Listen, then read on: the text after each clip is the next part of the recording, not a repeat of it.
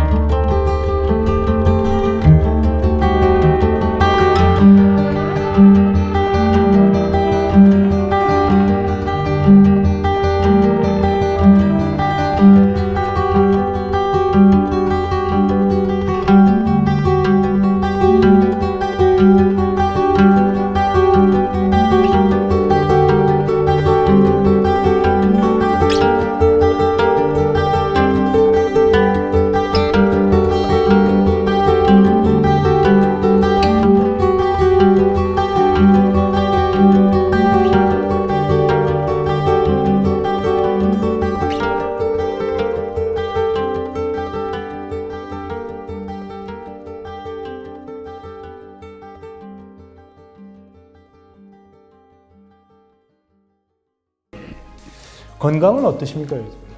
그럭저럭 유지되고 있습니다. 우리 저 김현철 장관님하고는 어떤 인연이세요 두 분이? 먼저 좀. 예, 뭐 책에 아주 여러 군데에 나오는데요.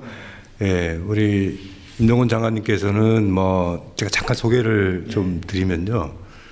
남북 관계의 그야말로 역사입니다.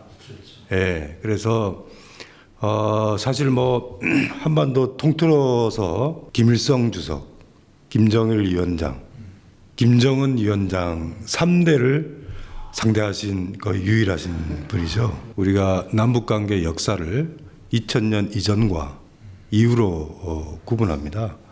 그만큼 햇볕 정책이라고 얘기를 하지만은 정확하게 얘기하면은 접촉을 통한 변화, 그것을 설계하신 분이 임동원 장관님이다, 이렇게 볼 수가 있을 것 같고요. 저는 이제 뭐 장관님을 제 나름대로 그 높이 평가하는 거는 인재 양성, 그 후배들을 생각하는 마음이 정말 각별하십니다. 김대중 정부에서 외교안보 수석을 하실 때 저는 그 당시에 뭐 엄청 그 젊고 어린 학자였는데, 그때 이제 문정인 교수님, 이종석 장관님, 저 이렇게 전문가들을 불러서 정말 상세하게 정세도 말씀해 주시고, 그렇기 때문에 아마 저도 오늘날 이렇게까지 오지 않았나, 그런 측면에서 정말 높이 평가할 만한 분이십니다. 저는 임동원 장관님 피스메이커라는 그 별명 어떻게 마음에 드세요? 피스메이커라는 그 별명이. 네, 아주 과분한 명칭이지만은 대단히 좋게 생각합니다. 김현철 장관님 조금 전에 인연을 말씀하셨는데, 답가로 우리 김현철 장관님에 대한 말씀도 한 말씀 해주시면서 이제 오프닝으로 들어가셔야 될 것 같습니다. 김현철 장관님은 제가 아마 정부에서 나온 후에 2005년, 6년 이경부터 만나가지고 그 후에 계속 지금까지 극진한 관계를 유지하고 있는데, 정말 탁월한 능력을 갖고 있고 또 북한 문제, 남북 관계에 대해서 전문적 지식을 갖고 있고 그래서 제가 존경하고 아주 사랑하고 하는 이런 관계에 있습니다. 예. 어쨌든 임 장관님께서는 27대 통일부 장관을 하셨고 우리 김현철 장관님께서는 40대 통일부 장관을 하셨거든요. 그리고 또 이 한반도 평화포럼의 이사장과 명예이사장을 함께 맡고 계시는 이 두 가지 사실만으로도 두 분의 인연이 얼마나 깊은가. 그리고 오늘 우리가 얘기를 풀어가는 데 있어서 두 분의 궁합이 정말 잘 맞을 수밖에 없고 저는 어떻게 보면 연결을 부드럽게 해나가는 그냥 코멘테이터 같이 이렇게 연결해가는 그런 역할을 좀 할 테니까 오늘 좀 많이 질문 좀 해주시기 바랍니다. 지금 한반도뿐만 아니라 세계 정세가 매우 혼란스럽지 않습니까? 뭐 코로나 이후에 어떤 여러 가지 어려운 상황, 또 우크라이나와 러시아의 전쟁, 미중 갈등에 거기에다가 또 핵위협, 특히나 이 얼어붙은 남북 관계, 정말로 뭐 어느 것 하나 어렵지 않은 분야가 없습니다. 어쨌든 현대사의 산증인 임동원 선생님께서 이렇게 오셨는데 그 중에 하나가 이번에 책을 출간하신다고 들었어요. 우리 민족이 살아온 지난 한 세기는 격동의 역사였죠. 격동기였죠. 이 시기에 살아오면서 제 인생 역정을 기록으로 남기고 싶어서 이 자서전을 쓰게 되었습니다. 저는 일제강점기에 초등학교를 다녔고 해방과 분단을 맞이할 때 북쪽에서 공산치하에서 중고등학교를 다녔고 그리고 전쟁 시기에 월남해서 새로운 길을 개척해 나갔는데 1950년대에서 70년대까지 동서냉전 시기에는 군복을 입고 피스키퍼로서 안보 분야에서 일했고 그리고 80년대에는 외교관으로 또 일을 했습니다. 외교 분야에서. 그러다 지금으로부터 약 30년 전 동서냉전이 종식되면서부터 새로운 탈냉전의 시대가 열릴 때 통일 일꾼으로서 평화 통일의 길에 나서서 역사의 현장에 참여하는 이런 특전을 갖게 되었어요. 남이 경험하기 어려웠던 많은 경험을 했는데 기록으로 남기고 싶었습니다. 그래서 자서전을 쓴 겁니다. 어떠세요? 지금 말씀하신 그 이력만 보더라도 우리 한반도의 모든 그 역사의 어떤 큰 이슈들 중심에 계셨다 그런 생각이 드네요. 좀 책 내용에 대해서 아실 것 같아요. 저도 늘 우리 장관님하고 같이 있으면서 뭐 많은 말씀도 나누고 했지만은 또 다시 이 책을 보면서 그런 생각이 들었습니다. 아, 이게 일제시대 때부터 해방이 되고 또 중학교, 고등학교 시절 그리고 전쟁이 일어나서 정말 그 우여곡절 끝에 이제 내려오게 되고 또 피난지에서의 여러 가지 그러니까 이 역사의 흐름과 한 사람의 어떤 삶 이것이 시줄과 낫줄처럼 이게 얽혀 있어갖고 상당히 감동적이더라고요. 그리고 더 중요한 거는 뭐 저희들이 보면은 뭐 정기라든가 자살전이라든가 평전이라든가 이런 거는 미국 같은 경우에는 뭐 중요한 그 외교가들의 책들이 많지 않습니까? 근데 우리 같은 경우에는 그런 게 너무 부족하고요. 그리고 피스메이커도 그렇고 이 책도 그렇고 굉장히 객관화되어 있습니다. 그러니까 자서전이지만은 자기 중심적이 아니고 굉장히 그 정세에 객관화를 하고 절제된 그 평가를 하고 있기 때문에 아마 여러분들이 읽으실 때 이 역사를 이해하는데 굉장히 중요한 책이 되지 않을까 싶습니다. 어떻게 보면 그러니까 피스키퍼로서 군인의 삶은 그리고 피스메이커로서 지금 계속 하는데 여전히 역사적으로 계속 하실 일이 앞으로도 더 남아있다라는 생각이 들고요. 그런 부분에서 아마 책 속에 후학들에게 후세들에게 좀 뭔가 교훈으로서 그 기록을 남겨주시려고 하신 게 아닌가 저는 이런 생각이 듭니다. 어떻습니까? 우리 민족은 아직도 분단 상태에 있습니다. 이 분단을 극복하고 한반도의 평화를 만들고 통일을 일으켜야 되는 과업을 맡고 있어요.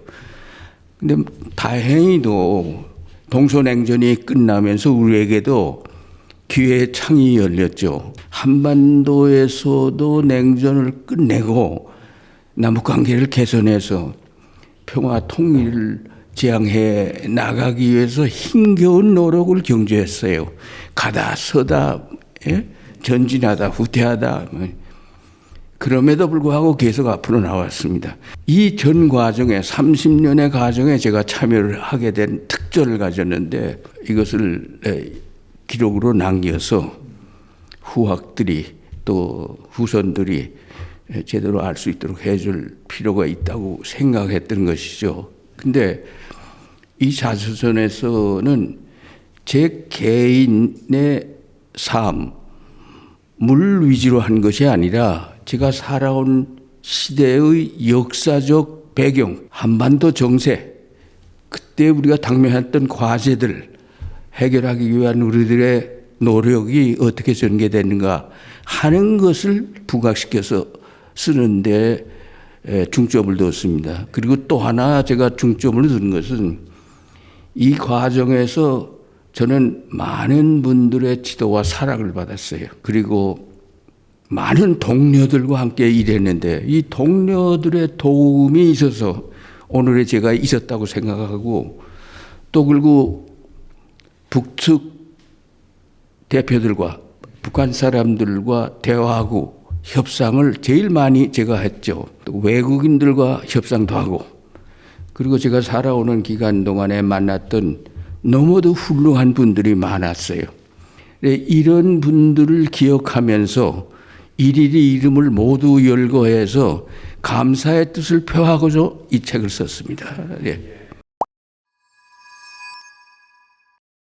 책 내용에 대해서 이제 하나하나 조금 구체적으로 좀 얘기를 들어가면서 제가 좀 여쭤보겠습니다. 다시 시대를 거슬러 올라가서 1964년도에 미국 유학을 가셔서 처음에 이스라엘을 시찰할 기회가 있고 이스라엘을 연구할 기회가 있었다. 이것이 내 인생에 있어서 상당히 터닝 포인트가 됐다. 이런 말씀을 하셨는데 네, 그렇습니다. 그 부분에 대해서 좀 설명을 해 주시죠. 제가 1964년에 처음으로 도미 군사유학을 하게 됐습니다. 근데 이것은 제가 가고 싶어서 지원해서 가는 것인데 당시에 베트남 전쟁, 남부 베트남에서 베트공들이 게리라전 단계에 들어갈 단계로 점차 사태가 악화되고 있었죠.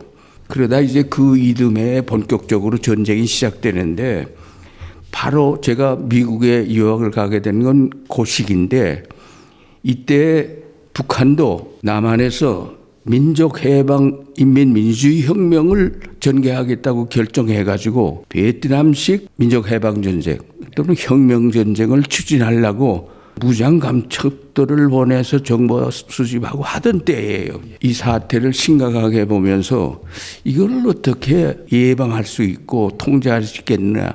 근데 마침 미국 육군 특전학교에 이런 문제를 이론적으로 연구하는 과가 생겼어요. 그걸 분란 대책 과정이라고 그러네요. 카운터 인서전시라고 불렀습니다. 민족 해방 전쟁을 어떻게 예방하고 대처하느냐 하는 것을 이론적으로 전략적으로 연구하는 과정인데 엄청나게 많은 동기부여를 받았어요. 엄청나게 많은 것을 알게 됐어요. 베트남이 어떻게 됐고 말라야가 어떻게 됐고 필리핀이 과거에 어쨌고 말이죠. 중국이 어쨌고 못했어요. 이런 것을 그때 엄청나게 많이 공부하고 와서 북한도 그런 식으로 나오겠다고 그러는데 여기에 어떻게 대처할 것인가 하는 것을 육사 교수부에 마침 그때 공산주의 비판이라는 과목이 생겨서 제가 그 교수로 취임을 하게 됐어요. 공산주의 이론적 비판이 뿐만 아니라 어떻게 공산주의와 싸워서 이기냐 대공 전략론을 개발하기 시작하는데 그건 미국에서 배운 것을 토대로 해서 교재로 책을 썼어요. 그게 혁명전쟁과 대공전략. 근데 그 책이 나온 것이 67년 가을인데 68년 1월 21일 1.21 사태라는 거 있죠. 북한군이 특공대를 파견해서 청와대를 기습공격하려던 사건, 김신조 사건이에요. 그리고 그해 가을에는 태백산맥에 엄청나게 많은 그 특수부대를 투입시켜가지고 게리라 기지를 확보하려고 하던 때예요. 그래서 책이 바로 그런 사태가 벌어질 텐데 이게 어떻게 대처할 것인가 하는 방책을 제공한 건데 이 책이 히트라는 거예요. 제가 바빴어요 그때. 지금 어떻게 보면은 당시에 이제 대북 문제에 운명적으로 들어갈 수밖에 없는, 어떻게 보면 북한에 대한 대응을 미국 가서 연구를 했는데 그것이 결정적으로 1.21 사태가 왔고 우리가 북한의 어떤 게릴라전이나 어떤 그런 전략에 할 수 있는 어떤 결정적 계기가 된 거네요. 그렇습니다. 그래서 제가 대간척 대책본부, 군대, 또 경찰, 중앙정보부, 그다음에 각군 군사학교 불려다니면서 교육하고 아이디어 제공하고 대책 강구하고 굉장히 바빴어요. 그 책은 또 한 1년 동안에 3만 부가 출판될 정도로 히트해서 최고로 많이 팔린 책이 돼서 제가 돈도 좀 벌고요. 그것이 계기가 돼가지고 한 3년 후에 67년인가 이스라엘에서 6.1 전쟁 기억하시죠? 6.1 전쟁에 이스라엘이 조그마한 나라가 인구도 얼마 없는 나라가 14개의 주변 아랍 국가들을 대상으로 해서 6일 동안에 완전히 박살을 내버리고 대승리를 거둔 건데 박정희 대통령을 비롯한 우리의 지도층에게 큰 충격을 줬어요. 조그마한 나라도 주변에 큰 세력을 상대로 해서 저렇게 이기는데 저거 어떻게 가능했는가? 그래서 이스라엘 군사제도를 연구해 가지고 오라는 팀의 선택이 됐는데 출간한 대공전략론이 원인이 됐어요. 이런 사람이 가서 시찰 연구해 가지고 와서 한국의 자주국방제도를 확립하는데 기여하게 하자. 그런 취지였겠죠.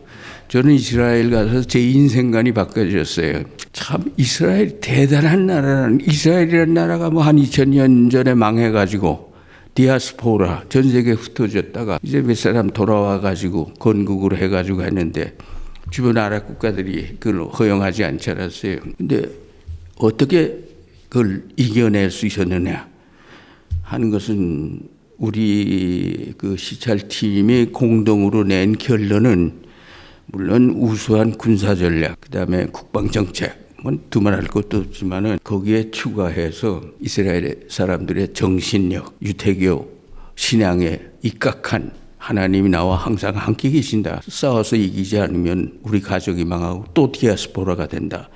그러니까 그런 정신력과 두 번째로는 간부들의 솔선수범. 이스라엘 군에는 돌격 앞으로라는 구호가 없다는 거예요. 나를 따르라 하는 거.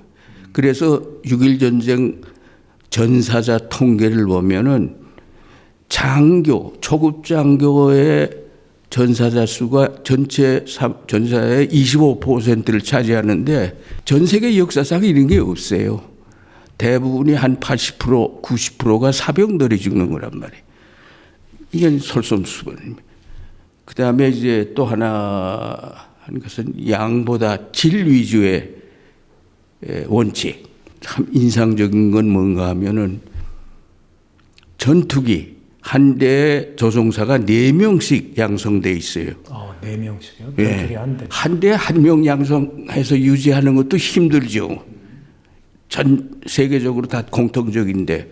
그러니까 전투기 100대가 있다는 것은 400대가 있다는 뜻이 되는 거예요. 양보다 질에. 그리고 출격해가지고 재출격 준비 시간이 보통 다른 나라들은 1시간 내지 2시간 걸리거든요.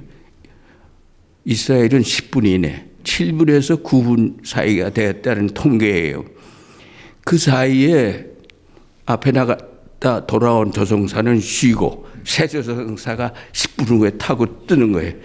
그러니까 하루에 전투기가 7번에서 8번 평균 뛰었다는 거예요. 그러니 뭐 이기지 않을 수가 없잖아요. 그런 사고방식. 저한테 많은 충격을 줬고 교훈을 줬고 우리가 어떻게 해야 될 것인가, 자주국방 한다는데 어떻게 해야 될 것인가 하는 데 대한 많은 힌트를 얻게 됐죠. 60년대 중반에 사실 정치군인들은 정치하느라고 바빴잖아요.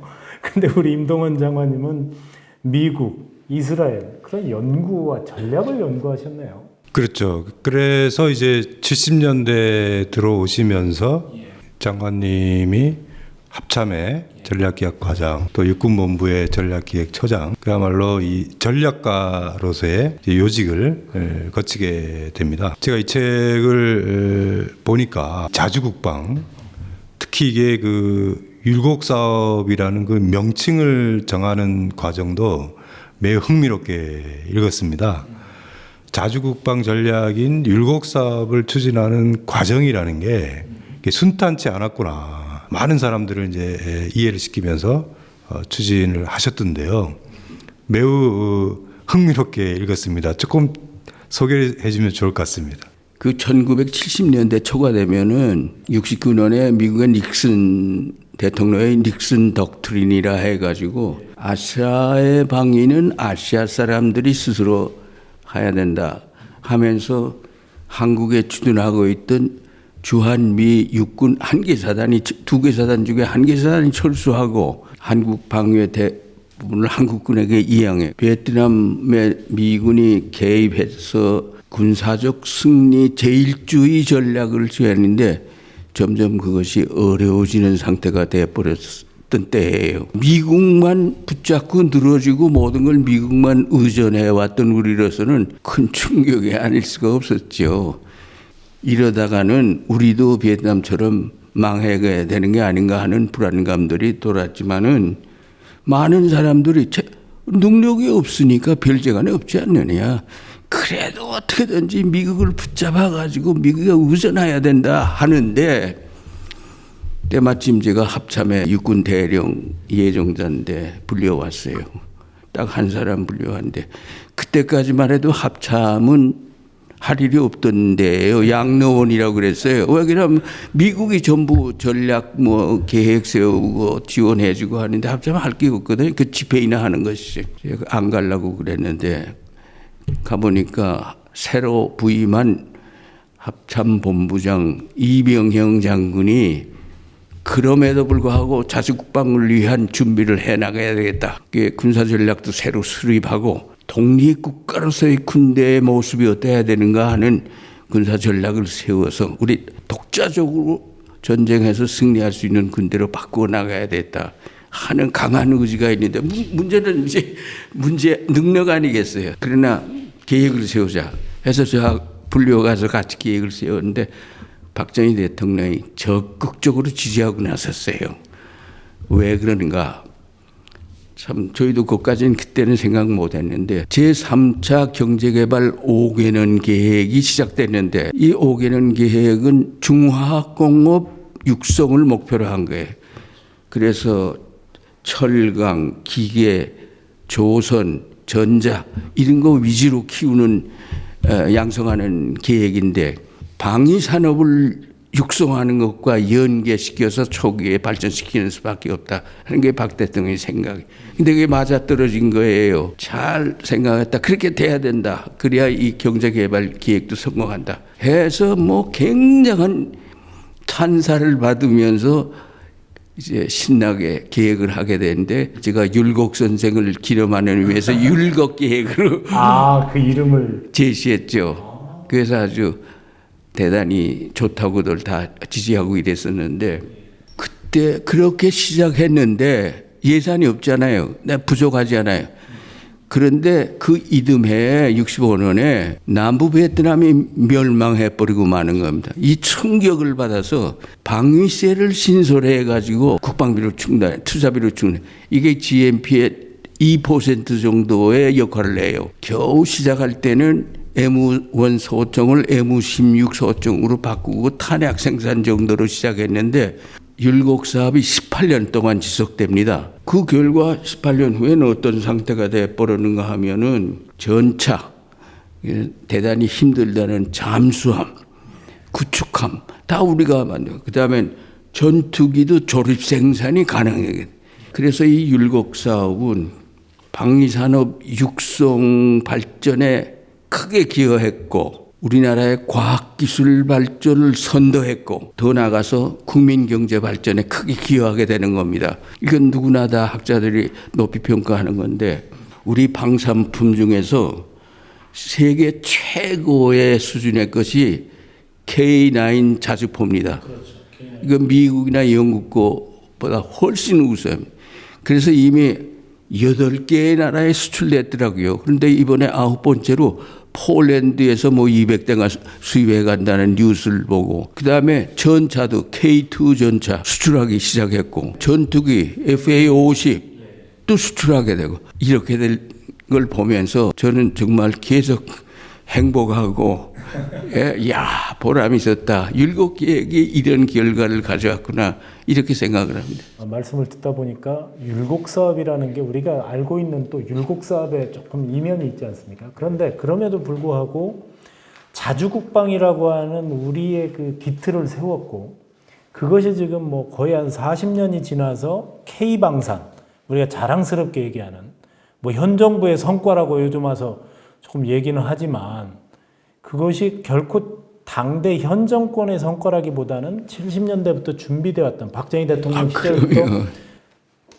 누적되어 왔던 그런 역사적 산무 그렇습니다. 결과군요. 예, 50년이 걸려가지고 된 것이죠. 73년에 율곡 계획이 채택돼서 74년부터 시작했으니까 그러니까 한 50년 되죠? 네, 그러네요. 그 율곡이라는 이름을 그때 보고서를 만드셨다는 게 저는 굉장히 선견지명이 있으셨네요. 한 국가의 전략이라는 게 하루아침에 이루어지는 게 아닙니다. 그래서 우리가 사실은 중장기 전략이라는 게 굉장히 필요한데 이제 그런 차원에서 보면은 율곡 사업에 대해서 다양한 평가들이 있지만 그럼에도 불구하고 아주 오랫동안 정말 장기적인 시각을 갖고 추진한 것이고 그것이 이제 시간이 누적이 되면서 성과가 나타나고 있는 게 아닌가 하는 생각이 듭니다. 이렇게 쭉 1970년대를 아주 전략을 담당하시면서 쭉 하시다가 1980년 드디어 어떻게 보면 5.16 군사혁명이 두 번째 군인 세상에 옵니다. 솔직히 말씀드려서 80년에 그 전두환 그 대통령이 되고 80년에 그렇게 되는 상황 속에서 군인을 관두시고 예편하시고 육군소장으로 예편하시고 외교관의 길로 들어가세요. 아니 왜 좋은 길 놔두시고 외교관의 길로 가셨어요? 제한이 없으셨나요? 그렇습니다. 1980년에 신군부가 그때 신군부라고 그랬죠. 전두환 정권이 집권하면서 저는 본의 아니게 제가 살아가는 군으로부터 추방되었어요. 그리고 국내에 놔두는 것도 안 된다 해서 아프리카로 가게 됐습니다. 아, 그 외교관들도 기피한다는 아프리카로 가셨군요. 제가 뭐 외교관 지원한 것도 아니고 외교관 꿈도 꿔본 적이 없는데 그것도 아프리카 제일 어려운 험지에 가게 됐어요. 나이지리아죠? 나이지리아. 참 거기서 어렵게 지냈습니다. 참 마라리아 예방을 위해서 키닌에 먹고 가면서 그러다 키닌에 많이 먹으면 눈이 나빠지거든요. 시력이 떨어지기 시작하고 어떻게 합니까? 뭐 할 수 없죠. 운명으로 받아들이고 열심히 거기서 그대로 일을 해내면서 외교 일선에서 외교를 공부하면서 외교관들의 코치를 받아가면서 배웠죠. 저는 외교에 대해서는 모르니까 군사 전략에 대해서 말할 수 있지만 외교를 모르잖아요. 그러면서 거기에서 4년 있었는데 대통령 국빈 방문까지 치르게 됐어요. 예.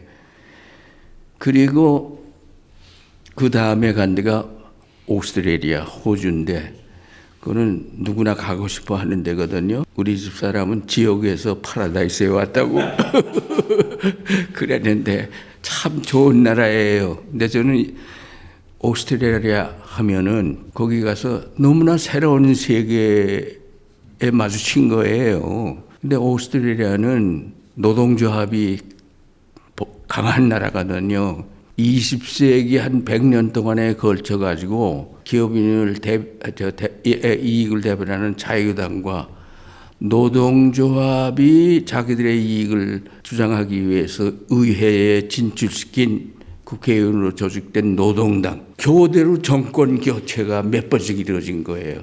한 4년 하다 또는 8년 하다 이루어지면서 어떤 현상이 제가 갔을 때는 일어나는가 하면은 자유당은 자유경쟁, 노동당은 평등, 복지 주장하지 않습니까? 자유와 평등이 어떻게 조화가 됐냐 하는 현상을 보여줬어요. 자유와 평등이 서로 없이는 발전할 수 없는 이런 나라가 돼서 세계에서 우등가는 복지국가가 됐고 비경쟁 사회, 우리는 고도 경쟁 사회인데 비경쟁 사회를 행복한 사회가 됐잖아요. 너무나 다른 세계에 갔어요. 어떻게 저게 가능한가? 그러니까 정권 교체를 통해서 자유와 평등이 조화를 이루면서 지금은 노동당과 자유당의 정책이 큰 차이가 없이 작은 거 가지고 논쟁하는 단계에 됐다 이게. 우리는 어떻게 언제 저런 복지사회가 될 수 있겠는가 이런 생각을 갖고 돌아왔죠. 책에서 이런 말씀하셨어요. 군에서 몹시 섭섭하게 떠났다라고 말씀하셨는데 이제는 지났으니까 당시에 육군사관학교 13기시잖아요. 그다음에 전략을 다루셨고 사실 정치와 좀 무관하게 지낸 건 사실이지만 당시에 왜 섭섭하게 떠나신 겁니까? 저는 군대가 제 그 인생의 전부라고 그때는 생각했거든요. 근데 군대를 사랑하고 군대에서 제가 많은 일을 했어요. 그래서 빨리빨리 또 승진도 됐지만은 그래서 제가 하던 일을 더 하고 싶었고 그런데 본인의 의사와는 다르게 군복을 벗게 돼 있어요. 누구나 다 제 주변에 있는 사람들이 저를 좋게 평가해 줬어요. 저에 대한 기대도 군에서 컸거든요. 그러니까 노태우 씨 같은 분은 제가 예편할 때 저한테 상당히 섭섭하게 생각하는 얘기를 했어요. 제가 개척해 놓은 분야인데 그걸 더 발전시키고 해야 될 텐데 이런 인재를 군대에서 놓친다는 건 큰 손해라고 노태우 씨는 그때 그렇게 위로를 해 주더라고요. 나중에 그래서 이제 노태우 정부 말기에 통일부 차관으로 가시게 된 것도 노태우 대통령의 저걸 많이 입죠. 제가 외교관으로 돌아온 다음에 외교안보연구원장으로 발탁하고 그 다음에 외교부 차관이 남북 고위급 회담 대표가로 돼 있었는데 너 임동원 외교안보연구원장으로 하라 해서 제가 제 인생 코스가 거기서부터 달라져서 통일부 내에 일하게 된 거예요. 그 노태우 대통령 그런 인연이 있어요. 지금도 거기 서초동을 이렇게 지나다 보면은 지금 이제 그 국립외교원 있는 자리, 그 외교센터도 있는데 그 우리 장관님께서 외교안보연구원장으로 되면서 원래 외교안보연구원은 다른 데 있었지 않았습니까? 그래서 지금 그 자리로 오게 된 그 과정도 좀 설명해 주시면 재밌을 것 같습니다. 제가 외교안보연구원장으로 임명이 된 것이 노태우 대통령이 대통령 당시에 88년에 취임하잖아요. 88년 서울올림픽이 열리고 하는 해. 그리고 동서냉전이 끝나가고 있던 그 시기. 그래서 저걸 외교안보연구원장으로 임명하면서 저를 직접 불렀어요. 두 가지 임무를 수행해 주기 바란다는 거에 말하자면 지금 국제정세가 요동치고 있는데 이제 냉전이 끝나가고 있어서 앞으로 어떻게 될지 그때는 정확히 미래를 예측하기는 어렵잖아요. 이 전환기에 우리 외교가 어떻게 나가야 될 것인가, 외교정책 방향이 어때야 될 것인가 하는 것을 연구해서 제시해달라. 그분은 제가 군대에 있을 때 이런 정책 문제 연구에서 크게 일을 했다는 걸 머리에 두고 외교 분야에서 좀 해달라. 그 다음엔 두 번째로는 우리 외교관들을 국적 있는 외교관으로 양성해달라. 우리 외교관들이 우리나라 외교관 같지 않다 이거죠. 그분 국적 있는 외교관으로 만들어달라. 국적 있는 외교관. 그 유명한 단어가 돼서 여러 번 제가 인용했는데 왜 그러냐 하면은 외무고시에 합격하면은 해외 어학연수 1년 갔다 와서 임지에 나가곤 하거든요. 그러니 뭐 국가익이 뭔지 뭐 우리의 그 자랑스럽게 자랑해야 될 우리의 유산이 뭔지 이런 거에 대해서 뭐 아는 사람도 있고 모르는 사람도 있었겠죠. 이래 가지고는 안 된다. 그러면서 노태우 대통령의 얘기가 모든 선진국가가 장교하고 외교관은 국산품이다. 자기 나라에서 만들어낸다. 교육한다. 근데 우리는 이게 뭔가 말이야. 그래서 국내에서 교육해서 국적 있는 외교관이 들어가. 이 두 가지 임무를 맡아서 했는데 그때 외교 안보 연구원은 건물을 한남동에 있는데 교실 하나밖에 없고 뭐 사무실 한 10개 직원들밖에 없는데 거기서 어떻게 그런 걸 할 수 있어 교육. 연구원 건물을 새로 구하든지 짓도록 하겠는데 도와주십시오. 그러니까 그렇게 하라. 이렇게 결제가 났단 말이에요. 박정희 대통령이 10년 전에 외교단지를 조성하라고 지시해서 서울시에서 마련한 택지가 있어요. 가난한 나라의 대사관을 유치하기 위해서 대사관 질 수 있는 땅을 마련하라. 이렇게 됐던 거예요. 근데 대지를 마련해놓고 그냥 방치돼 있더라고요. 원토지 소유주에게 10년이 지나도록 수용 목적에 맞게 사용하지 못하면 돌려주게 돼 있어요, 법이. 8개월이 남았어요. 불가능하다. 예산 확보도 안 되고 한데 그냥 제가 막 해댔죠. 그냥 막 일을 벌려놓고 예산 확보 이런 건 나중에 한다. 그래서 외상으로 시작해가지고 지금 외교안보연구원 건물을 지었죠. 그래서 지금 이제 국립외교원에 그 도서관에 가면은 그 임동원 홀이 지금 만들어져 있습니다. 우리 장관님께서 그동안 갖고 계셨던 책이라든가 자료라든가 이런 거를 전체를 다 보내서 기념하는 그 공간을 만들어 놨습니다. 그 임동원 장관님은 가시는 곳마다 뭔가를 이뤄내는 어떻게 보면 메이커로서의 역할을 참 잘하신다. 자, 이제 격변의 시대. 아까 잠깐 말씀을 하셨지만 90년대 초반에 남북한 또 여기 굉장한 일들이 많이 벌어지지 않습니까? 저도 바로 아까 말씀드린 것처럼 거의 남북대화 사무국을 매일 출근하듯이 갔던 긴박했던 남북 간의 고위급 회담이 이제 문을 여는 그 시기 아닙니까? 그 전에 이제 그 결정적인 계기가 됐던 게 이제 베를린 장벽이 무너지고 베를린을 직접 방문하시면서 뭔가 느끼셨던 게 있으시다면서요.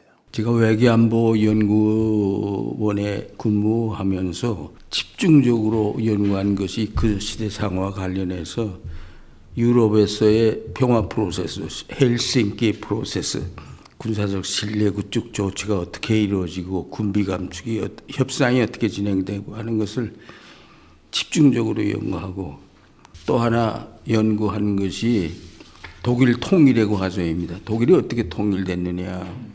당시에는 오늘날 갑자기 독일이 통일했다. 이것은 하나님이 주신 특별하신 선물이다. 이런 말들을 언론에서 많이 했거든요. 물론 그런 측면으로 생각할 수 있지만은 그건 그렇지 않고 오랫동안 심고 물 주고 정성껏 갖고 온 결과 하나님이 거기에 꽃 피우게 해 주신 것이다.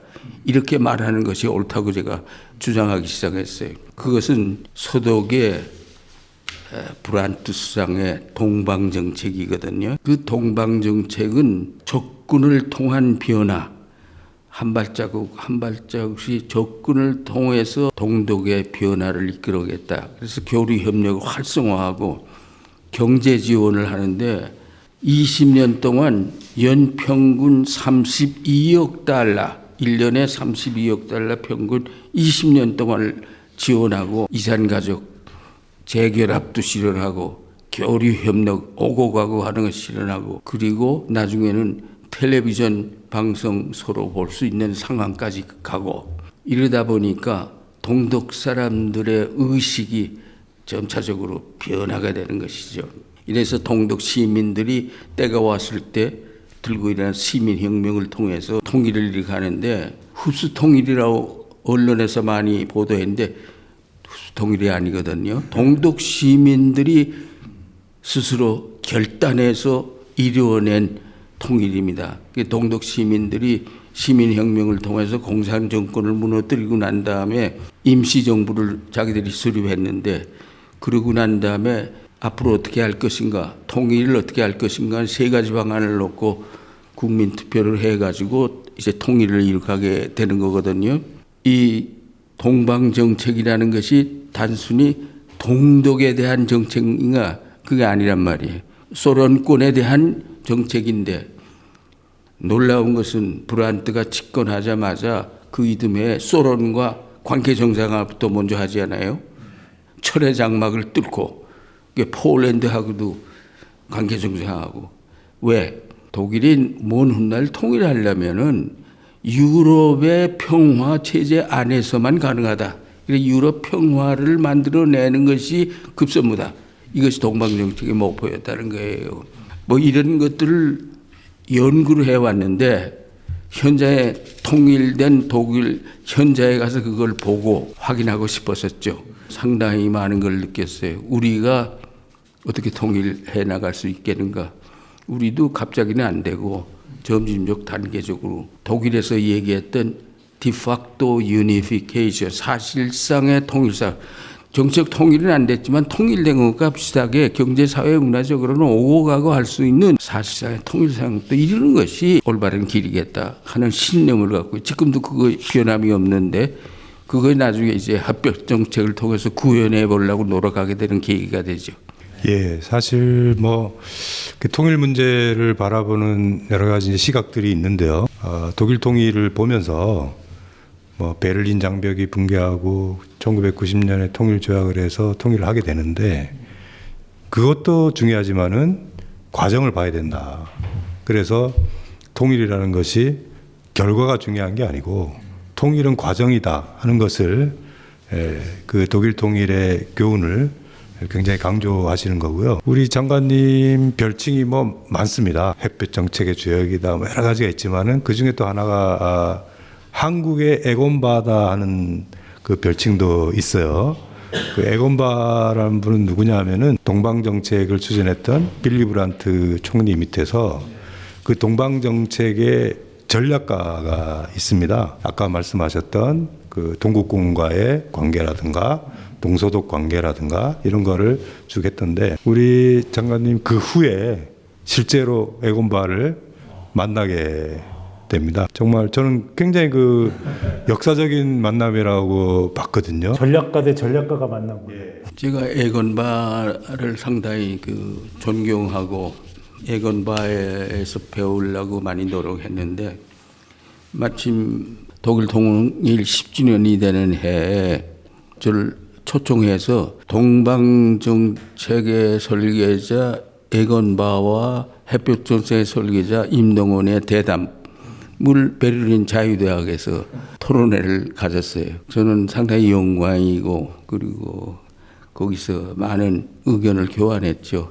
그래서 한국이 나갈 길은 어때야 되는가 하는 이런 문제를 가지고 토론했는데, 그때 그 감격이 오래 살아 있습니다. 자, 1990년에 남북 고위급 회담이 총리를 수석 대표로 하는 회담은 그때가 처음이었죠. 처음이죠. 그전에는 뭐 장관급이라든가 아니면 뭐 장관급도 없었죠. 네, 적십자 회담 정도가 적십자 있었죠. 회담 예, 정도였는데, 당시에 모든 그 회담에 참석을 하셨어요. 당시 얘기로 좀 돌아가서, 굉장히 저는 지금 90년대 직접 현장을 취재했던 입장에서 보면 궁금한 게 참 많지만, 남북한 간의 어떤 사정과 배경이 있을 것 같아요.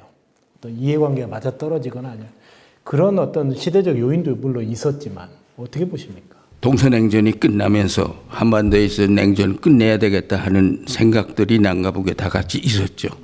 그리고 놀라운 것은 노태우 대통령이 집권해가지고 엄청난 새로운 정책들을 펴나가는 거예요. 그것이 88년 7월 11일에 대통령 특별선언으로 처음 나타나는데 우리가 77선언. 예, 77선언.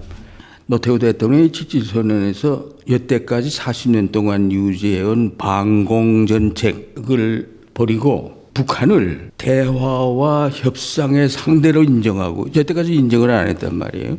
그리고 북한을 평화와 통일의 동반자다. 이건 방공법에 걸릴 얘기죠. 대통령이 아니었으면. 그리고 교류협력을 시작합니다. 대북 인식이 그때까지 어떤 현상들이 있냐면 동구권과 마찬가지로 북한도 곧 망할 것이다는 북한 붕괴 임박론 분위기인데 아니다. 북한도 변화할 수가 있다. 점진적 변화론, 사고방식의 토대를 두고 새로운 통일정책, 민족 공동체 통일 방안을 제시하고 그리고 북한에 대해서 정부 간 고위급 회담하자고 제의하죠. 북한은 북한대로 딱한 사조에 이제 세상이 변하는데 참 어려움에 처하게 되는 거 아닙니까? 그러니까 새로운 길을 모색해야 되겠는데 그 남북관계 개선에서 길을 뚫어보려고 생존 전략을 추구하는 거예요. 이게 맞아 들어가지고 남북 고위급 회담이 총리를 단장으로 하는 수석 대표라는 고위급 회담이 열리게 된 겁니다. 이게 처음부터 잘 될 리가 없죠. 그래서 최초 1990년 9월에 서울에서 제1차 남북 고위급 회담이 열리고 그 해 12월까지 다 해서 3차 회담까지 열립니다. 그 다음엔 그 이듬해 1년 동안 10개월 동안 정체가 돼버려요. 그래서 국제 정세가 변화되는 과정을 눈여겨보고 난 다음에 남북이 유엔에 공동 가입하고 미국이 전 세계에 배치된 전술 핵무기 철수 선언을 하죠. 9월 18일인가. 그래서 남한에 배치되어 있던 미군의 핵무기도 철수하게 됩니다. 북한이 핵 개발 의혹을 받고 있었는데 미군 핵무기 철수한다니까 이제 태도를 바꿀 수가 있게 됐죠. 또 하나는 김일성이가 중국을 방문해서 남방 지역, 개방 지역을 시찰 방문했는데 이때 중국의 최고 지도자가 조언을 합니다. 3가지 조언을 했다는 것이 유명한데 북한도 중국처럼 개혁 개방, 경제 발전할 수 있으니까 노선을 바꾸는 것이 어떻게 하는가 하는 그런 뜻이죠. 첫째. 그러기 위해서는 둘째, 한반도의 평화, 안정이 제일 중요하다. 그래야 외자도 도입할 수 있고 이렇게 되는 것이다. 그리고 남북관계 개선을 촉진하는 것이 어떻게 되느냐 하는. 셋째, 미국이 핵무기 철수 선언을 했으니 북한이 핵 의혹을 받고 있는데 핵 개발 의혹을 받고 있는데 그 해소하는 거죠. 실제 김일성은 돌아와서 노동당 정치국 회의를 통해서 그걸 그렇게 하기로 그래서 남북 고위급 회담 본격적으로 다시 시작하기로 결정하게 되는 요인이 됩니다. 그 당시로 보면 물론 소련의 붕괴, 그다음에 중국도 이제는 더 이상 북한이라는 짐보다는 남쪽과의 어떤 국교 수립이 필요하다라는 것을 느꼈고 그 여러 가지가 떨어져서 그 총리 고위급 회담이 계속 이어지는 계기가 됐던 거고 지금 말씀하신 것처럼 10개월 동안 공백이 있다가 91년 10월 22일 날 평양에서 그 회담이 열렸잖아요. 4차 회담이. 그때 가셨을 때 분위기는 어떠셨어요? 그때는 이미 북한이 남북 회담 성사시키자 하는 그 결심이 굳어 있었어요. 그때 남북 기본합의서 채택에 합의하자는 원칙에 다 동의하고 이름을 뭐로 할 것인가, 이렇게 할 것인가, 저렇게 할 것인가. 그 다음에 5차 회의에 와서 합의를 보게 되는 겁니다. 서울의 오카힐 호텔에서 하게 되는데. 그 어떻게 보십니까? 당시에 그 남북 기본 합의서와 비핵화 공동선언이 지금까지도 그 정신 자체는 쭉 이어져 온 기조 아닙니까? 남북 기본 합의서가 1991년 12월 달에 체결이 되고 92년 2월 달에 발효가 되는데 올해가 꼭 30년이 되는 해입니다. 근데 여전히 그 남북 기본 합의서는 남북 관계를 규정하고 또 교류협력, 불가침, 화해 분야에 있어서의 거의 모든 쟁점들을 망라합니다. 여러 가지 그 의미가 있지만 결국 남북 기본 합의서에서 남북 관계를 어떻게 규정할 거냐. 민족 관계로 봐야 된다 하는 의견도 있고, 아니 차라리 그냥 국가 간 관계로, 요즘 그 양국 체제론 뭐 이런 논의들도 있습니다. 근데 이것은 남북 기본 합의서를 정확하게 이해를 하게 되면은 충분히 이런 논쟁들을 좀 극복할 수 있는 그 지혜가 거기 담겨져 있다 이런 생각이 드는데, 남북 기본 합의서에서는 남북 관계를 통일을 지향하는 잠정적 특수관계라고 표현이 되어 있습니다. 그것은 지금도 마찬가지고 앞으로도 남북 관계를 규정하는 핵심적인 그 규정이 아닐까 하는 생각이 드는데, 어떻게 그런 합의를 하시게 됐는지도 좀 궁금합니다. 유엔에 공동 가입하게 된 것이 대단히 중요한데, 그때까지 남과북이 서로 상대방의 실제를 인정하지 않았는데 유엔에 공동 가입하게 됨으로써 남과북은 국제사회와 함께 한반도에 두 개의 국가가 실제하고 있다는 것을 인정하게 되는 것입니다. 그렇다면 이 두 개의 국가 관계가 어찌 돼야 되는가 하는데 고민하게 되는 것이죠. 남과북은 국제적으로는 주권 국가이지만은 남북 사이의 관계는 나라와 나라와의 사이의 관계로 보지 않고 통일을 지향하는 과정에서 잠정적으로 형성되는 특수관계라 하는데 합의를 보고, 그러면 그 특수관계의 내용을 어떻게 발전시킬 것인가 하는 것을 담은 것이 남북기본합의서인데 25개 조항으로 되어 있는데, 저는 그것을 6개 조항으로 요약해서 늘 설명합니다. 첫째, 남북은 동족 상잔의 전쟁을 통해서 서로 원수가 되었지만 이제 그만 화해하자. 화해. 둘째, 체제를 인정존재. 이건 우리가 제의했어요. 북한은 우리의 자유민주주의 체제, 그다음에 시장경제 체제이고, 우리는 북한의 현존하는 체제를 그대로 인정하고, 이래야 서로 공존하고 대화할 수 있는 것이죠. 셋째로는 여러 방면에 걸쳐서 교류 협력을 해나가자. 네 번째로는 전쟁하지 말자. 불가침. 다섯 번째로는 불가침을 보장하기 위해서 군비 감축을 해나가자. 그다음에 여섯 번째, 정전 체제를, 군사정전 체제를 남북 사이의 평화 체제로 전환시켜 나가자. 이 6가지인데 남북관계의 핵심 내용을 다 포함하고 있죠. 탈냉전의 새 시대.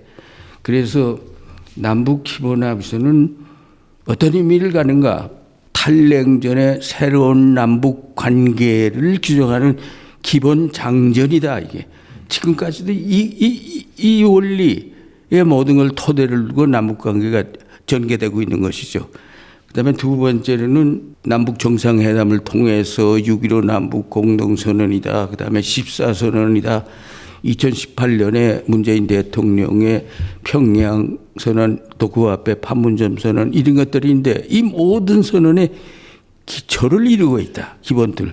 그래 연속선상의 합의들인데 시발점이 남북기본합의서다 하는 성격을 갖고 있고, 뭐 지금 남북기본합의서 언급 안 한다고 없어진 게 아니고 그것이 토대가 다 되어 있다 하는 것이죠. 일단 공직에서 물러나셨다가 아태평화재단 김대중 이사장을 운명적으로 만나시게 됩니다. 또 이게 이제 사실 햇볕 정책으로 가는 굉장히 중요한 운명적 만남인데, 그 삼고초려에 계속 김대중 선생님 모시려고 했는데 잘 응하지 않으시다가 결국 응하신 이유가 뭡니까? 3번씩이나 계속 몇 달에 걸쳐서 요구하는데 나중에는 그 비서실장이 많은 사람들이 김대중 선생 만나고 싶어서 줄 서서 기다리고 있는데 당신 건방진 게 아니요. 이 말에 자극을 받았어요. 그래서 내가 뭐 별로 좋아하는 분은 아닌데 한번 그러면 만난 보지. 그러니까 뭐 즉각 날짜를 좀 그래서 어떻게 되든지 간에 그렇게 돼서 첫 만남이 이루어졌는데, 만날 때는 김대중 선생하고 같이 일하겠다는 게 아니라 도대체 어떤 사람인가, 내가 전혀 몰랐어요. 관심이 없었어요. 그리고 정부에서 선전하는 대로 그냥 거짓말쟁이, 빨갱이 뭐 이런 식의 사고방식에 젖어 있었거든요. 그래서 첫날 만났는데 첫날에 그냥 제가 확 무너져 버렸어요. 첫날에요? 예, 첫 만남에서 2시간 만났는데 보니까 2시간 얘기를 하는데 확고한 통일 철학. 정치인 등에 이런 사람이 없단 말이에요. 제가 상식적으로 그때 생각하기에는. 그다음에 원대한 비전, 그리고 논리 정연한 사고. 아주 논리 정연해요, 그분이. 김정일은 왔다 갔다 하면서 얘기하는 스타일인데 이번엔 아주 3단 논법식으로 얘기하는 논리 정연한 사고방식에 제가 큰 감명을 받았어요. 더군다나 민족 문제, 남북관계, 북핵 문제 등에 대해서 얘기를 하는데 예리한 분석 그리고 판단, 명쾌한 해결 방책 제시 놀랐어요. 제가 이 방면을 계속 연구하고 종사해온 사람인데 저리 가라예요. 전 충격을 받았어요, 사실은. 충격이라는 표현을 하시죠. 예. 야, 이런 분이 계셨는가, 이렇게 생각을 한 거죠. 그러면서 그분이 결정적으로 제 마음을 움직이는 얘기를 한 것이 뭔가 하면은 남북 기본 합의서야말로 남북 관계를 개선하고 평화 통일에 접근할 수 있는 올바른 길이라는 것을 남북 기본 합의서가 제시했다, 이게. 그래, 훌륭한 합의서다. 그리고 당신이 그 기본 합의서 만드는데 크게 기여했다니 높이 평가한다. 그러나 이것이 실천에 옮겨져야 된다, 이게. 실천에 옮겨서 남북 화해 협력의 새 시대를 열어야 되겠는데 우리 힘을 합쳐서 같이 놀아가자. 거기에 제가 안 하겠다 할 수 있어요. 상대가 그렇게 정확하게 내가 갖고 있던 생각을 마치 내 속마음을 읽듯이 끄집어내고 그걸 인정하고 존중해주고 그것이 바로 김대중 이사장과의 첫 만남이었네요. 그래서 그 자리에서 알겠습니다. 모시고 이렇게 돼버렸어요. 자, 그렇다면 그 이후에 이제 통일부 장관이 되시면서 결국 김대중 대통령 오퍼를 받으시고 통일부 장관이 되시고 한반도 평화 프로세스의 추진 시기에 결국 남북대화를 주도하셨어요.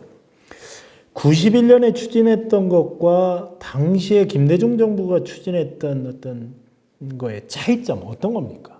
1991년에 남북기본합의서 때는 남과 북이 단독으로 추진한 거고 김대중 대통령이 추진한 햇볕 정책은 미국과 정책 공조를 통해서 한반도 평화 프로세스를 전개하면서 햇볕 정책을 추진한 거예요.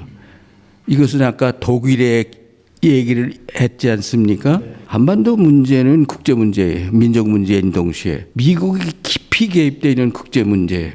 그래 남북이 아무리 좋은 남북 기본합의서 해놨지만 팀 스프리트 훈련하면서 박살을 내버리면 끝이에요. 그래 미국이 북한에 대한 적대시 정책을 변화하지 않는 한 남북관계도 발전할 수 없다 하는 것을 깨달은 거예요. 우리가 경험을 통해서. 그래서 미국과 같이 가야 된다. 미국을 설득해서. 근데 마침 클린턴 행정부가 엔게이지먼트 폴리시, 포용 정책을 추진한 그 클린턴 행정부는 미국 역사상 최초로 북한과 대화하고 협상한 정부입니다. 그 전까지는 상대를 안 해줬으니까. 그래가지고 이제 북한 핵 문제 해결하기 위해서 제네바 기본 합의를 채택해가지고 핵 문제를 해결했잖아요. 중단시켰잖아요. 그리고 미북 관계 개선해 나갔잖아요. 이렇게 8년 잘 나가서 드디어 미북 정상회담을 하기 위해서 올브라이트 국무장관이 평양 가지 않습니까?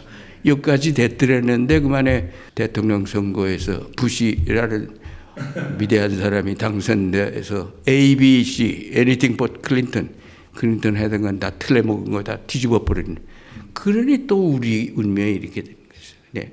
그 6.15 공동선언 건데 관련돼서 사실은 이제 6.15 공동선언은 굉장히 짧습니다. 5개 항으로 되어 있고요. 그래서 저는 이제 이 남북관계 역사에서 2000년 6.15 공동선언을 어떻게 평가하냐면은 그 이전에는 합의의 시대였다면은 그때부터는 이게 실천의 시대로 전환을 한다. 그래서 그 6.15 공동선언 5개 항을 합의하는 그 과정도 좀 소개를 해 주시면 좋을 것 같습니다. 6.15 공동선언에서 가장 중요한 것, 남북 정상회담에서 가장 중요한 것은 통일 문제에 대해서 남북의 정상이 공통 인식에 도달했다. 북한은 통일은 연방제 국가부터 수립해가지고 당장에 통일을 해가지고 남북관계를 개선 발전시키자는 것이 그들의 공식이었는데 즉각 가능하다고 본 건데 우리는 통일은 즉각 가능하지 않고 그건 긴 과정이다. 과정이라고 본 것이죠. 남북 연합 단계 두 정부 간 협력 기구인 남북 연합을 형성해서 남북 관계를 계속 발전시키면서 평화를 만들어서 이룩하는 과정이다. 하는데 북한 김정일이가 납득이 돼서 동의합니다. 이렇게 되어서 통일 문제에 대한 공통인식이 성립하게 되면서 그럼 남북관계에 이러저러한 일을 합시다. 이렇게 된 것이죠. 그래서 첫 번째 6.15 공동선언의 가장 중요한 것은 통일 문제에 공통인식을 도출했다는 것. 남북기본합의소에서 합의한 화해, 교류협력 해나가자. 그 말로만 합의했는데 6.15 공동선언은 실천에 옮긴 선. 남북 합의 중에 실천에 옮긴 최초의 합의서가 6.15 공동선언이다. 이게 실천이 더 중요하지 않습니까? 그래서 화해협력 시대를 열었다. 오래가진 못했지만은. 그리고 또 하나 중요한 것이 6.15 공동선언은 미국과 북한의 공동 커뮤니케를 산출하는 계기를 마련해 주었다. 그래서 미국과 북한이 관계 정상화의 과정을 밟기로 합의하게 되고 추진하게 되는지요. 6.15 공동선언의 우위는 저는 이렇게 네 가지로 보고 있습니다. 왜 6.15 정상회담이 참 당시에 파격적이었잖아요. 김대중 대통령이 평양을 방문하고 김정일 위원장이 그 맞이하는 장면은 몇 번을 돌려봐도 가슴에서 오르는 그 벅찬 감동? 이제 자서전도 쓰셨고 세월도 어느 정도 지나셨는데 또 특사로도 가시고 또 회담의 모든 과정들을 현장에서 지켜보셨는데 지금까지 단 한 번도 공개하지 않은 어떤 뒷얘기나 남기고 싶은 그때 에피소드도 좋고 그냥 가장 인상적이고 뭔가 이렇게 좀 한 가지 남기실 만한 얘기 없습니까? 김정일은요, 북한의 최고의 정책 목표가 미국과의 관계 정상화하는 것이라는 것을 강조를 했습니다. 미국과의 관계 정상화하지 않으면 북한이 살기가 어렵다. 그래서 아무리 노력해도 미국이 웅해주지 않는다. 김 대통령이 클린턴 대통령하고 아주 가깝고 미국하고 가까우니까 이 문제를 좀 도와주시오 하는 것을 호소한 거예요. 이런 대목들이 저는 상당히 인상적이에요. 그래서 김대중 대통령하고 김정일 위원장하고 서로 또 호흡이 맞은 게 김정일 위원장이 주한미국 철수를 주장을 공개적으로 하지만은 그 진짜가 아니다 말이야. 주한미국은 한국에 계속 있는데 동의한다. 단 그 주한미국이 북한을 공격하려고 하는 그런 성격의 군대가 아니라 한반도의 평화를 유지하는 동북아의 평화를 유지하는 이런 성격으로 변화한다면은 주한미국은 계속 있어줘야 된다. 김대중 대통령이 통일 후에도 주한미국이 있어야 된다고 주장하는데 전적으로 동의합니다. 라든가 하는 얘기 같은 것은 상당히 좀 특이한 얘기죠. 실제 김정은 그렇게 얘기해요. 그리고 제가 특사로 갔을 때 그 후에도 핵 문제 개발과 관련한 솔직한 얘기를 해줬어요. 북한은 미국을 믿을 수가 없다. 신뢰할 수 없다. 정권인들 교체하면 또 바꿔주고 하니까 어떻게 그걸 믿느냐 하는 거예요. 그다음에 미국이 가장 두려운 존재다. 그럼에도 불구하고 북한은 미국과의 관계 정상화하지 않으면 편안하게 살 수가 없다. 그래서 관계 정상화를 위해서 무척 북한으로선 노력하는데 안 들어준다. 그리고 미국은 핵으로 우리를 위협하니 우리도 핵을 개발해서 핵 개발의 목적은 미국과의 협상력을 강화하고 억지력을 유지하고 그다음에 자기들의 정권을 유지하는 이런 목적을 위해서 안 할 수가 없다. 근데 사실 그게 필요 없는 거다. 김정일이 그런 얘기를 저한테 들려줬고 제가 그건 이번에 자수전에 썼죠. 그래요. 책에 이제 보시면은 그 장관님이 사실은 이제는 말할 수 있다 하는 부분이 많습니다. 예, 그 지금까지 한 번도 이렇게 공개하지 않은 얘기들도 굉장히 많은데 뭐 협상이라는 거는 이제 보이는 부분도 있지만은 또 보이지 않는 부분들도 있습니다. 그 협상의 이면에 대해서 아주 그 상세하고 재밌는 얘기들이 있습니다. 읽어보시면 좋을 것 같고요. 그리고 이제 장관님은 또 이산가족이기도 합니다. 그래서 이 책에는 동생들 만난 얘기도 아주 상세하게 적었습니다. 전 좀 눈물이 나더라고요. 그런 부분들도 아주 재밌게 읽을 수 있을 것 같습니다. 이산 가족의 당사자로서 또 민족의 아픔을 그대로 고스란히 지금까지 갖고 계시면서 남북 문제를 현장에서 다루셨고 또 그러면서 지금 또 아쉬운 상황들 아닙니까? 문재인 정부를 지나서 이제 윤석열 정부로 지금 와 있습니다. 뭐 남북 관계 자체가 늘 어떤 고비와 또 어떤 즐거운 시간들이 있었지만 지금의 상황들은 우리가 어떻게 봐야 되는 것인가? 그리고 이 한반도의 항구적인 평화 정착을 위해서 지금 과제는 무엇인가? 시대적 과제는 무엇인가? 제가 30년 동안 그 남북관계에 종사하고 하면서 느낀 것은 한반도 문제 해결의 핵심 과제가 네 가지다 하는 것이죠. 이것은 김대중 정부 때 공식으로 그렇게 발표도 하고 그랬던 것이지만 우선 남북관계가 적대관계에서 화해협력관계로 바뀌어야 되는데 이게 쉽지 않지 않습니까? 지금 노력해요. 두 번째로는 미국과 북한의 적대관계가 해소가 돼야 된다. 그러니까 미국이 북한에 대한 적대시 정책이 해소가 돼야 된다. 그다음에 세 번째로는 미국이 북한과의 관계 개선에 걸고 넘어지는 것이 핵 문제인데 그 비핵화가 되는 문제가 중요하고 그다음에 한반도 문제 해결의 가장 중요한 문제 중 하나는 군사 정전 체제를 평화 체제로 전환시켜내야 되네.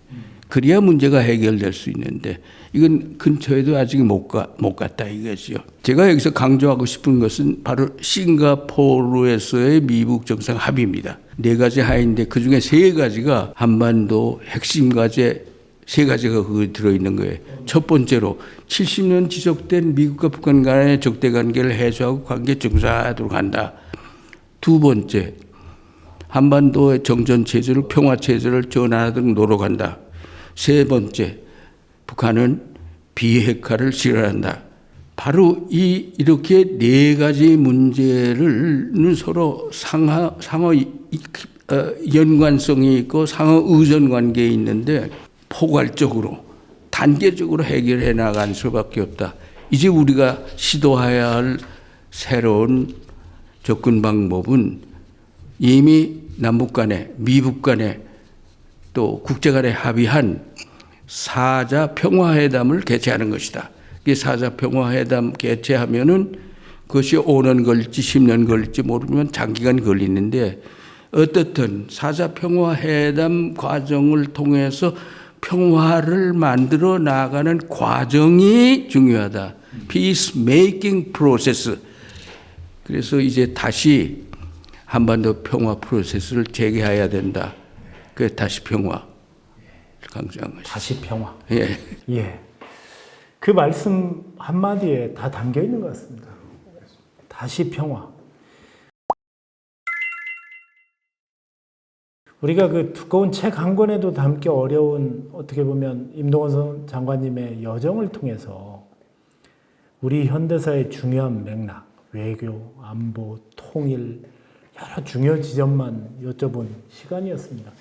사실 저는 포레스트 검프에 나오는 그 영화의 한 장면이 생각납니다. 거기에 톰 행크스가 그 고비고비 뭐 존 F 케네디 뭐 여러 가지 역사적 현장에 지내놓고 보니까 거기 현장에 있었던 그러나 묵묵히 걸어갔던 한 분의 인생을 한 편의 영화의 스토리처럼 오늘 저는 느낄 수 있었다. 저는 개인적인 수레를 들고요. 굉장히 소중한 시간이었다고 생각합니다. 장관님 마지막으로 한 말씀 해주시죠. 이 책은 임동원 장관님이 그 태어나서 어린 시절부터 또 남북관계 현장에서 일생을 정리하신 책인데 우리 젊은 세대들이 우리 임동원 장관님의 삶에서 무엇을 배울 수 있을 것인가 하는 것을 저는 좀 말씀드리고 싶습니다. 우리 임동원 장관님은 군인에서 시작을 해서 평화를 만드는 사람으로 이제 서서히 이제 진화를 하신 거고 또 노태우 정부에서 남북 그 회담 대표로서 또 남북 기본합의서를 만드는 또 주역이었습니다. 노태우 정부는 보수 정부입니다. 그리고 김대중 정부에서 6.15 정상회담을 성사시키는 역할을 하신 건데 남북 기본합의서에서 6.15 공동선언으로 계승, 발전하는 부분들을 쭉 이제 설명을 하셨단 말이죠. 그런 차원에서 보면은 지금 우리가 남북 관계를 둘러싸고 국내 정치적으로 참 분열이 심각합니다. 그리고 여전히 북풍 이 남북 관계를 국내 정치를 이용하고자 하는 그런 어떤 그 요소들도 있고요. 그렇지만 우리가 임동원 장관님의 삶에서 보시면 아시겠지만은 보수 정부에서 또 진보 정부에서 그 남북 관계를 어떻게 할 것인가에 대한 최소한의 어떤 그 공감대 또 합의의 지점 이런 부분들이 현대적으로 매우 의미가 크지 않나 하는 생각을 갖고 이 책을 읽으면은 도움이 될 것 같습니다. 그렇군요. 정말 신간이 기대되고요. 아마 시청자들도 아마 이 방송 보시면 사지 않고는 먹이지 못할 그런 생각입니다. 마지막으로 한 말씀 해주시죠. 좋은 기회를 주시면 감사하게 생각하고 특히 메디치 메디아에서 이 자서전을 출판하게 된 데 대해서 감사했습니다. 그 헌법 전문에 이런 얘기가 있습니다. 조국의 민주개혁과 평화적 통일의 사명에 입각하여 정의 인도와 동포애로서 민족의 단결을 공고히 하고 전문에 담겨 있는 내용이고요. 또 66조 3항에 보면 대통령은 조국의 평화적 통일을 위한 성실한 의무를 진다라는 대목이 있습니다. 이 말은 어떤 통일은 대통령의 이념이나 개인적 사상이 아니고 반드시 우리가 이뤄내야 될 필연적 대통령이 가진 평화적 통일은 의무다라는 것을 저희가 느낄 수가 있는데요. 바로 오늘 임동원 장관님, 우리 또 김현철 장관님 두 분 장관님을 모시고 대담을 나누면서 결국은 평화는 필연이고 당위다라는 진리를 다시 한번 깨달은 시간이었습니다. 오늘 두 분 함께 해주셔서 감사하고요. 다음 기회에 또 한번 모실 수 있는 기회가 있으면 좋겠습니다. 감사합니다. 네, 오늘 감사합니다.